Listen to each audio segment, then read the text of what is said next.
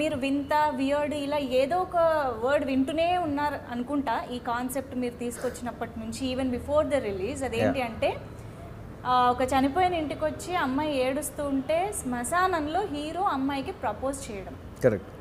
For me నేను అంటాను ఇప్పుడు హౌ వియర్డ్ ఈస్ దాట్ అని నేను అంటాను. What you say about this? అంటే if you look at it from an outsider's perspective it may look weird. Okay. But వాడికి ఆ క్యారెక్టర్ రోజు పొద్దున్న లేస్తే ఒక శవాల బండి నడుపుకునే అతనికి వాడికి లవ్ ఇంకెక్కడ పుడుతుంది? అంటే అక్కడే పుట్టాలని రూల్ లేదు, కానీ అక్కడ పుట్టకూడదని కూడా రూల్ లేదు కదా. ఆల్సో అతను ఏంటంటే చాలా అప్ ఫ్రంట్గా ఏది ఉంటే అది ఆనెస్ట్గా చెప్పే ఒక పర్సన్. సో లోపల దాచుకుని బయటికి ఇంకోలా బిహేవ్ చేసే పర్సన్ కానే కాదు అసలు, ఆ క్యారెక్టరే అది కాదు. అండ్ ఆడు చెప్పింది కూడా ఐ లవ్ యూ చెప్పడు. మీరు సినిమాలో అబ్జర్వ్ చేస్తుంటే వాడు ఐ లవ్ యూ చెప్పడు. ఆడు ఏం చెప్తాడంటే నాకు మీరు బాగా నచ్చారు, మీరేం బాధపడకండి, నాకు మీరు బాగా నచ్చారు, మీరు ఒప్పుకుంటే పెళ్లి చేసుకుంటా అంటున్నాడు. వాడి ఇంటెన్షన్ అంత రైట్ కాబట్టే నాకు అది వియర్డ్ కాదు, అండ్ ఆ క్యారెక్టర్కి కూడా అది వియర్డ్ కాదు.